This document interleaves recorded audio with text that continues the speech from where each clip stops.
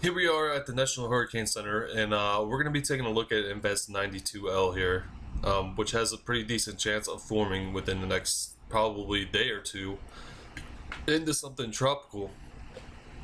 Here is the information for this system. This is as of 8 a.m., so it hasn't updated yet. It's a shower activity associated with a broad area of low pressure located a little more than 1,000 miles east of the Windward Islands. Has become a little less organized since last night. However, environmental conditions are still expected to become more favorable for development in the day or two, and a tropical depression or tropical storm will likely form within the next couple of days.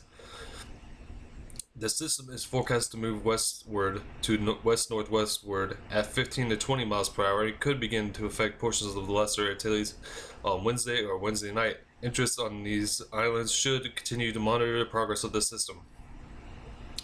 48 hours, the chances are higher at 80%, and 5 days is high at 90%.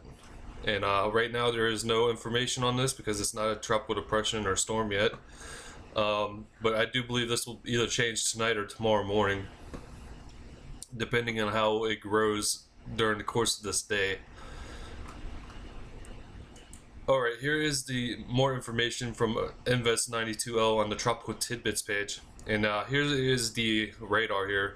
And you can see it's a little bit of a hot mess right now. It's broad in its nature. And what we're waiting for is it to bundle together and tighten up so we can really get this storm moving and going, getting powerful as we go out through time. Here is the statistics here.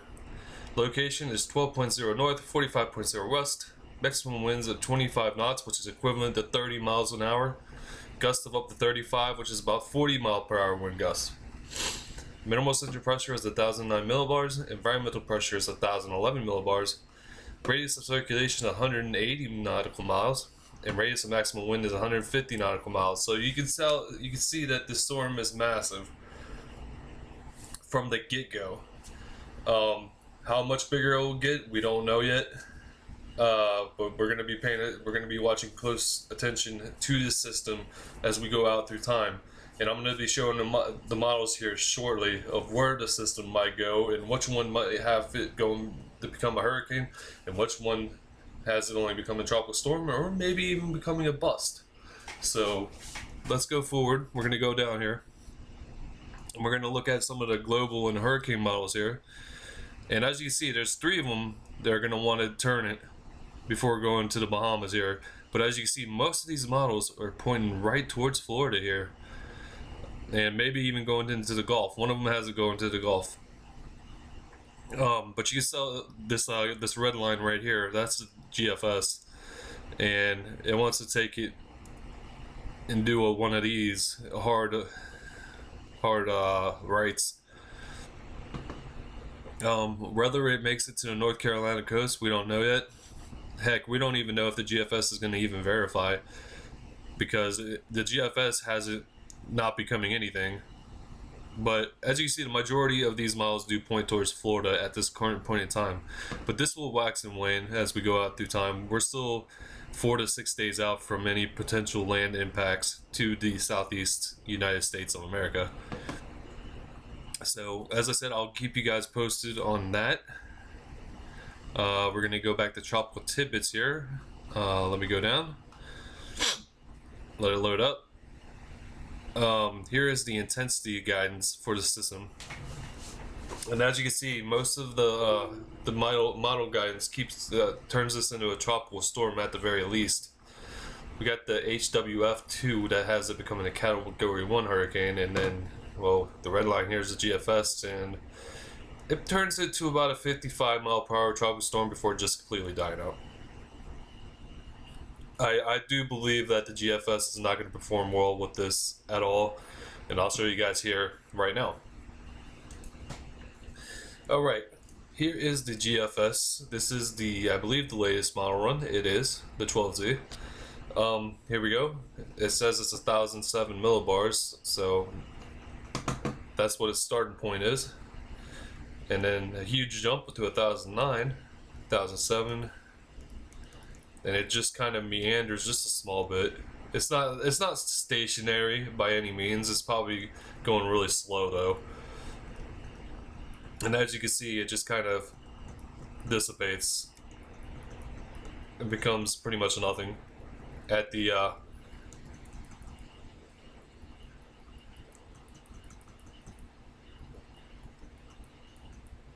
138 mark. Sorry, I kind of spaced out there for a second.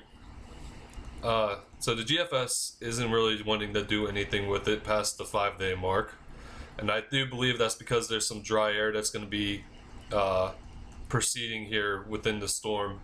So the GFS is not wanting to do anything with it. Might maybe become a tropical depression, but that's about it. So yeah, that is the GFS. Actually, I'm gonna check something else here. Let's take a look at the lower dynamics here. 850 millibars.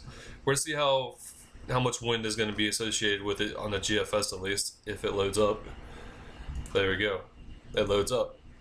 So here is our invest area, and as you can see, there is some pretty decent winds above it, but that's not really consolidated into one area. It's really well spread out here. So alright, well, let's see here. Like, there is some tropical storm force winds, so, and it just kind of dies out. So this is kind of confusing to me, because 1,007, 1,008 millibars is definitely not a tropical storm. You have to have a pressure between 1,003 and maybe 1,004 at the very minimal for a tropical storm. But according to these winds above it, that is definitely a tropical storm. So we're gonna have to just wait and see if the GFS changes its mind on killing it off as we go forward. Alright, here is the European. We gotta change regions real quick because I forgot to do that. Alright, here we are. This is our disturbance right here. It's 1,011 millibars, so that's about right on the money for what it is right now. So here we go, 1,010, 1,008, and the European does the same thing as the GFS, and that kills it off completely at day 5. So here's the thing, if it goes into the Caribbean, it's most likely going to die out. That is for certain. But if it takes more of a northerly path like this, then it's going to become stronger. Because they do call the Caribbean the hurricane graveyard for a reason. Because that's where most hurricanes go to die. But then also, you know, there's those cases where it doesn't go away.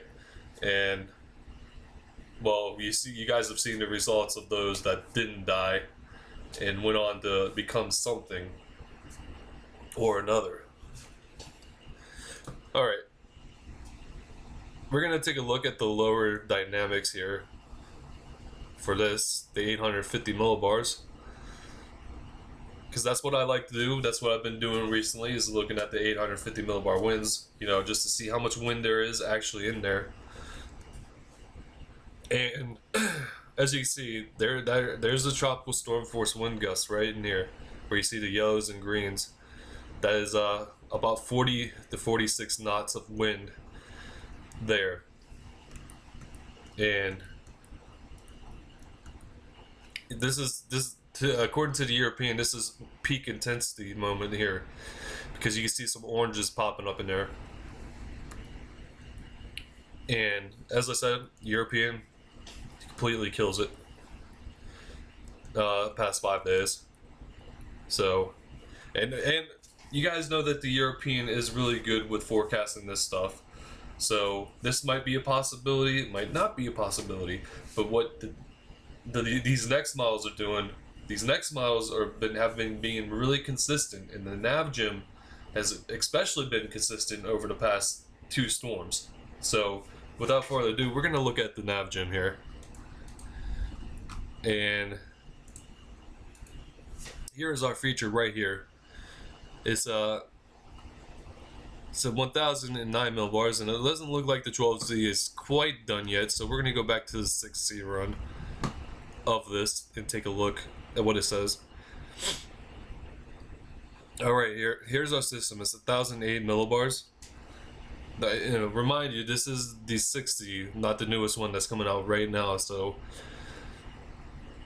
if anything changes tonight, I'll pop in with another update and show that model run for you guys. But for right now, we're just going to take a look at the 60 run.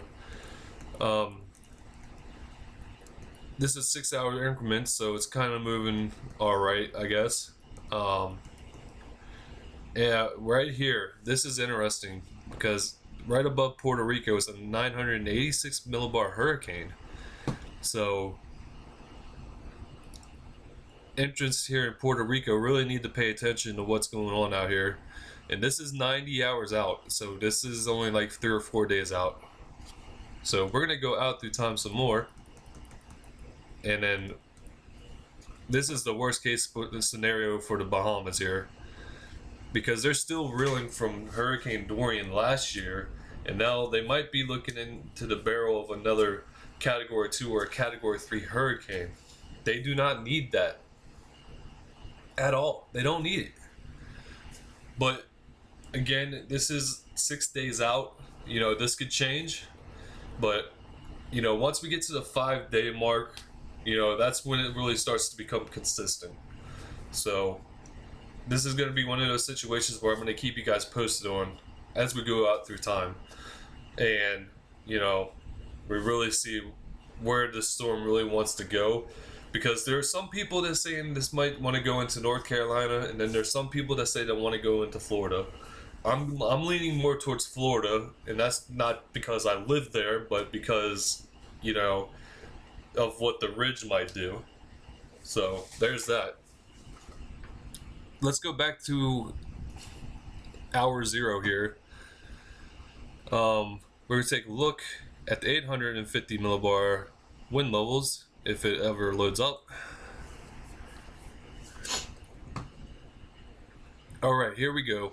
We're going to see how much wind this bad boy is going to have here. Bear with me while this loads. And as you can see, from 6Z to 60 on July 30th, it really starts to ramp up here. We have some, what is that? There's some purples, some light purples. So we're looking at anywhere from 70 to 90 knots of wind there. So that is definitely getting up there. And as you can see, 973, we got some whites popping in there. So that's probably 100 knots. So we're looking at a major hurricane here, if this pans out. So like I said, this is 6 days away. So, you know, it may not happen. It may happen. But we know it's out there. Prepare now, and you should be fine. We're just gonna have to wait and see, because 6 days, you know, a lot can change. All right, here we go with this HWRF. It's not completely done rendering yet, but we might have a pretty good idea still of what's going to happen with this. So this is valid at 18Z, so that's a couple of hours from now, and it supposedly has 1,006 millibars, and that's looking like a tropical storm right there. So that could happen, it could not happen. So let's go out.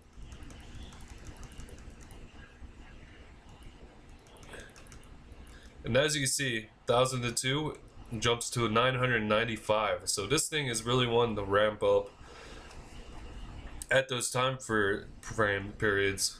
So that's a 3-hour jump to 7 millibars to 995. So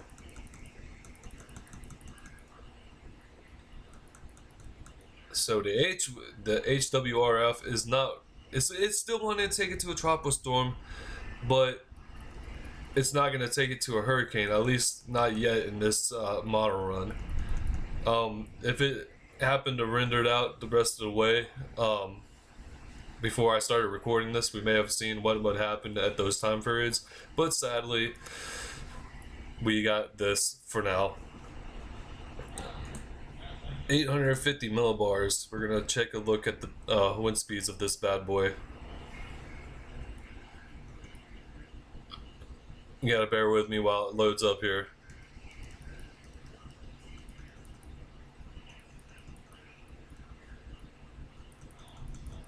Alright, come on, Tropical Tidbits. Alright, here we go. Now we're getting somewhere. Whoa. 1,002 millibars? Look at all these purple shadings. That is not correct. That can't be correct. Is the HWRF a little bit high right now? Or drunk? Or both? We don't know. But apparently this is a hurricane. So let's go out through time. And you can see that the purples stay around pretty decently going through time. And this is, as you can see, this is, I do believe that is Puerto Rico down there. I could be wrong. No, this is Puerto Rico. That's the Dominican Republic. So yeah, this is as far as we can go out. And if it, as I said, like I said, if anything changes tonight, I will jump back in with another video. Anyways, I want to thank you guys for watching. You know, be prepared. Don't freak out. Don't be alert. Just be alert. You know, I will make sure that I give you guys the proper updates that I can. Oh, you know, considering if I'm not busy or anything, of course. But if I'm not busy, I'm always going to be here putting out a video for you guys so you guys can get the latest information. Anyways, thank you guys for watching. Have a nice day.